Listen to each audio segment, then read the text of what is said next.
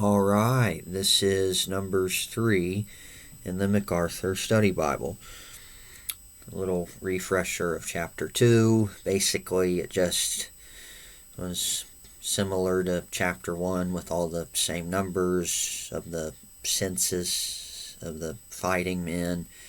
It just organized, except this time it was just the organization of the different tribes in certain encampments around the tabernacle. So that was pretty much the difference. All right, now you get to chapter 3. And there's several sections of the chapter, so I'll just read each section and go through the notes. I'll only read the whole chapter all at once if there's no other sections for it. Okay, so the first section of chapter 3, the sons of Aaron, verses 1 through 4.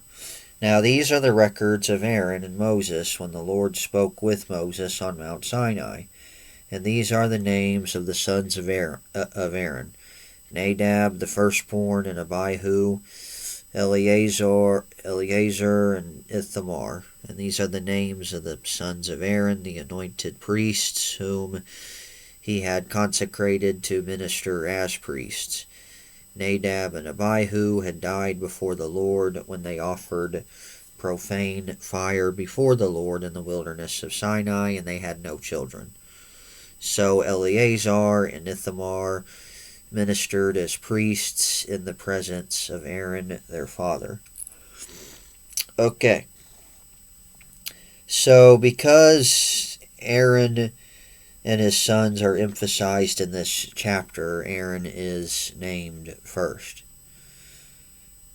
And of course, these are spoken to Moses at Mount Sinai, these records of Aaron and Moses and the sons, and basically the instructions that are going to come in this chapter.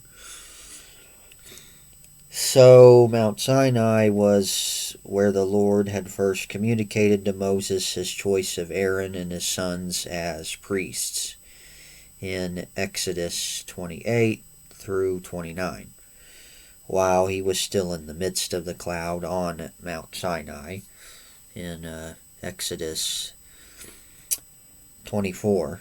So because he was there with the Lord on Mount Sinai 40 days, 40 nights, getting all the different instructions, of course, on how to build the tabernacle, and then, of course, the priesthood. And then, sadly, that gets interrupted by the golden calf incident in Exodus 32. Anyway. All right. So all of the tribe of Levi, only the sons of Aaron were the priests. Only priests could offer the sacrifices. The rest of the Levites aided them in the work of the tabernacle, which after I finish this section, I'll get to some of that. I'll get to that. And the setting apart of Aaron and his sons to the priesthood is recorded in Leviticus 8 through 9. But I won't turn there now. You can go check that out. And in verse 4, it mentions two of Aaron's sons, Nadab and Abihu, who were destroyed by the Lord. And this is in Leviticus 10, because they offered strange fire to the Lord. Basically, presenting an offering that God did not approve of, and he punished them for it. Yep. And they had no children. So now you got the sons Eleazar and Ithamar.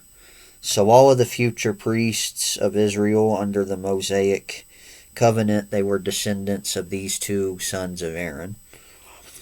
Eleazar and his descendants would later be singled out for a great blessing in Numbers 25. All right, now I'll get to the next section. The Levites serve in the tabernacle. verses 5 through 13. And the Lord spoke to Moses, saying, Bring the tribe of Levi near, and present them before Aaron the priest, that they may serve him. And they shall attend to his needs and the needs of the whole congregation before the tabernacle of meeting, to do the work of the tabernacle. And they shall attend to all the furnishings of the tabernacle of meeting, and to the needs of the children of Israel, to do the work of the tabernacle. And you shall give the Levites to Aaron and his sons. They are given entirely to him from among the children of Israel. So you shall appoint Aaron and his sons, and they shall attend to their priesthood. But the outsider who comes near shall be put to death. And then the Lord spoke to Moses, saying, Now behold, I myself have taken the Levites from among the children of Israel, instead of every firstborn who opens the womb among the children of Israel. Therefore the Levites shall be mine, because all the firstborn are mine. On the day that I struck all the firstborn in the land of Egypt, I sanctified to myself all the firstborn in Israel, both man and beast. They shall be mine. I am the Lord. Okay.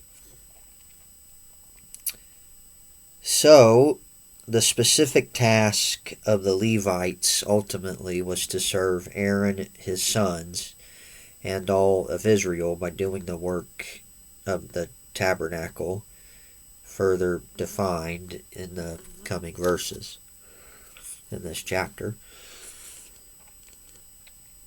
All right, and then of course I think also they would teach the people the law of God so that they would be obedient. And also no outsider was allowed to, no outsider would be allowed to come near the tabernacle. Or participating in priestly activities. Laymen or strangers, they would die if they participated in these activities. Since God chose these Levites to do it. All right. And God says that he chose the Levites instead of every firstborn from among the children of Israel. But the Levites shall be mine, because all the firstborn are mine. So at the Exodus, the Lord claimed for himself the firstborn of Israel's males. Exodus 13. The firstborn was to act as the family priest. But when the full ministry of the Mosaic economy came in, God transferred the priestly duties to the Levites, perhaps partly because of their holy zeal in the golden calf incident. Since the Levites basically put people to death who participated in the golden calf incident. Well, Aaron didn't get put to death, though, even though he helped make the calf. But God had mercy on Aaron, even though he was guilty also. All right. And then, of course, the ultimate firstborn would be Jesus. Now, this is not literally meaning actually, because sometimes firstborn could be a title of the top dog, the predominant one, but also it can still be you're born first. But in the case of Jesus, of course, he wasn't really first born literally. No, he's always existed, and he's ultimately the great high priest who can atone for our sins, unlike Aaron and the Levites. They ultimately couldn't do it. But ultimately this is a shadow of Christ being the high priest. Ultimately this is what all that points to, that he's the ultimate sacrifice to sin, and he's the only one that can help us approach God without being killed because we're unholy and sinful. It's only through him that we can approach God. Yep. All right.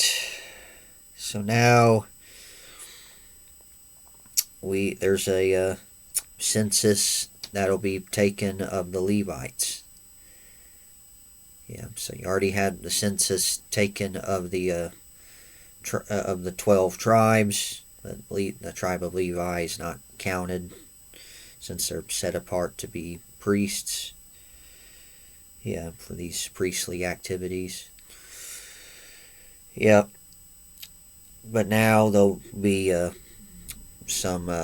now there'll be a census for the Levites here. Yeah, not to fight though. Okay, so the census of the Levites commanded. So then the Lord spoke to Moses in the wilderness of Sinai, saying, Number the children of Levi by their fathers' houses, by their families, and you shall number every male from a month old and above. Not 20 years and above. So there's a difference here. And so Moses numbered them according to the word of the Lord as he was commanded. And these were the sons of Levi by their names: Gershon, Kohath, and Merari. And these are the names of the sons of Gershon by their families: Libni and Shimei. And the sons of Kohath by their families: Amram, Izahar, Hebron, and Uziel. And the sons of Merari by their families: Malai and Mushi. Mushi, I guess. And these are the families of the Levites by their fathers' houses. And from Gershon came the family of the Libnites, and from the family of the Shemites. These were the families of the Gershonites. And those who were numbered according to the number of all the males from a month old and above, of those who were numbered, they were 7,500. And the families of the Gershonites were to camp behind the tabernacle westward. And the leader of the father's house of the Gershonites was Eliasaph, son of Lael, however you say that. The duties of the children of Gershon in the tabernacle of meeting included the tabernacle, the tent with its covering, the screen for the door of the tabernacle of meeting, the screen for the door of the court, the hangings of the court which are around the tabernacle and the altar, and their cords according to all the work relating to them. And from Kohath came the families of the Amramites, and from the family of the Isharites, and the family of the Hebronites, and the family of the Uzelites. And these were the family of the Kohathites. According to the number of all the males from a month old and above, they were 8,600, keeping charge of the sanctuary. The families of the children of Kohath were to camp on the south side of the tabernacle, and the leaders of the father's house of the families of the Kohathites was Elisaphan, the son of Uzel. And their duty included the ark, and the table, and the lampstand, the altars, the utensils of the sanctuary with which they ministered, the screen, and all the work relating to them. And Eleazar, the son of Aaron, the priest, was to be chief over the leaders of the Levites, with oversight of those who kept charge of the sanctuary. From Merari came the family of the Malites, and from the family of the Mushites, they were the families of Merari. And those who were numbered according to the number of all the males from a month old and above were 6,200. And the leader of their father's house of the families of Merari, however you say that, was Zerel, the son of Abihail. And those were to camp on the north side of the tabernacle. Okay. And the appointed duty of the children of Merari included the boards of the tabernacle, its bars, its pillars, its sockets, its utensils, all the work relating to them, and the pillars of the court, all around with their sockets, their pegs, and their cords. Moreover, those who were to camp before the tabernacle on the east, before the tabernacle of meeting, were Moses and his sons, keeping charge of the sanctuary to meet the needs of the children of Israel. But the outsider who came near was to be put to death. All who were numbered of the Levites, whom Moses and Aaron numbered at the commandment of the Lord by their families, all the males from a month old and above, were 22,000. Okay, 22,000. All right, a little bit of detail, and then there's one final section of the chapter. Okay. So Moses took a census of every Levite male who was at least a month old, and this included Moses and Aaron and their sons because they descended from Amram. All right. And so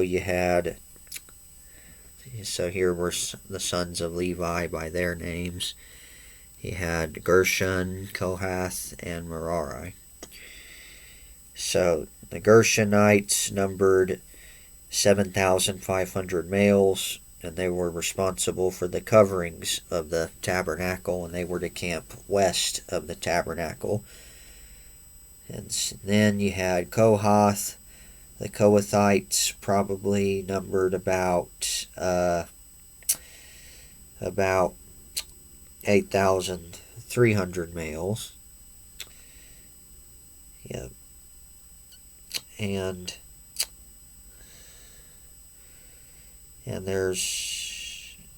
see the addition of the note on 328 of one Hebrew letter changes the 6 to a 3, and this letter was dropped very early in the copying of the text. Okay, just some work there. So probably because in verse 28, it says 8,600. So I guess, actually probably it's 8,300. So the addition of one Hebrew letter just changes the 6 to a 3. This letter was dropped very early in the copying of the text. So just mentioning just a change of letter. But that doesn't do violence to the text. It's all good. Yep. I wouldn't have known about this if it wasn't mentioned. Yep. All right, and they were responsible for the holy objects of the tabernacle, including transporting the ark, and the Kohathites, they were to camp south of the tabernacle. And then Merari, the Merarites numbered 6,200 males, and they were responsible for the wooden framework of the tabernacle, and they were to camp north of the tabernacle. Okay, and then Moses and Aaron and his sons were given the place of honor on the east of the tabernacle and gave overall gave overall supervision to the Levites. Eleazar oversaw the Kohathites, Ithamar oversaw the Gershonites, and the Maronites. Yeah, but didn't you also have a leader for each of these families that descended from Levi? Yeah, you had different leaders. Yeah, but ultimately it was Aaron and his sons. Yeah, Moses, Aaron, and his sons. They were really the main ones in charge. Yeah, but for each of these different families, you did have different leaders. The leader for the Gershonites was Eliasaph, and then the leader of the Kohathites was Elisaphan, and then of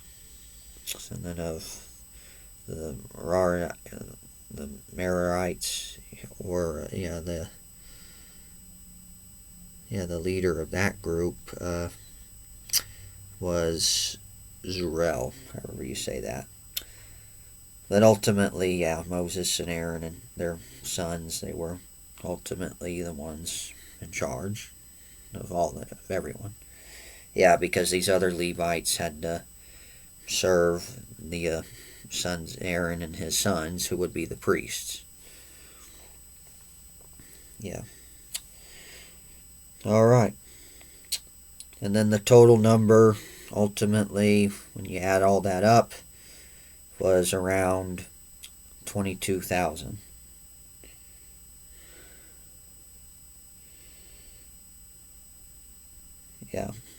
Yeah, 22,000. Okay. And now you get the dedication of the firstborn. So Levites dedicated instead of the firstborn. Oh, sorry, I read that wrong. Levites are dedicated instead of the firstborn. Alright, and this is it's the final part of the chapter. Alright, verse 40. And then the Lord said to Moses, number all the firstborn males of the children of Israel from a month old and above, and take the number of their names. And you shall take the Levites for me, I am the Lord, instead of all the firstborn among the children of Israel, and all the livestock of the Levites, instead of all the firstborn among the livestock of the children of Israel. And so Moses numbered all the firstborn among the children of Israel as the Lord commanded him, and all the firstborn males, as according to the number of names from a month old and above, of those who were numbered of them were 22,273. And then the Lord spoke to Moses, saying, take the Levites instead of all the firstborn among the children of Israel, and the livestock of the Levites instead of their livestock. The Levites shall be mine, I am the Lord, and for the redemption of the 273 of the firstborn of the children of Israel, who are more than the number of the Levites, you shall take 5 shekels for each one individually, and you shall take them in the currency of the shekel of the sanctuary, the shekel of 20 gerahs. And you shall give the money with which the excess number of them is redeemed to Aaron and his sons. And so Moses took the redemption money from those who were over and above those who were redeemed by the Levites. So from the firstborn of the children of Israel he took the money, 1,365 shekels, according to the shekel of the sanctuary, and Moses gave their redemption money to Aaron and his sons, according to the word of the Lord, as the Lord commanded Moses. Okay. So basically, what you have here, you have the numbering of the, so you do have the numbering of the firstborn of Israel ultimately, and you got from a month old and above, you had 22,273. Yeah, but the Lord would ultimately dedicate the 22,000 Levites, but you still had an extra 273. And so you would redeem, so ultimately they would be, redeemed with these shekels. So this was the total number of the Israelite firstborn males arriving in the 12 and 12 and a half months since the Exodus. So the Levites took the place of the first 22,000 firstborns, and the rest 273 they were redeemed with 1,365 silver shekels, which would be about 170 pounds. And then ultimately that money was given to Aaron and his sons. Yep. All right. Well, there's really not any more notes here. Well, that's pretty much it, I guess. All right, well, I'll see what Prager has to say next time. And I guess, Lord willing, until then, may God bless you in the grace and mercy won by Jesus, the love of God, and the fellowship of the Holy Spirit be with you all.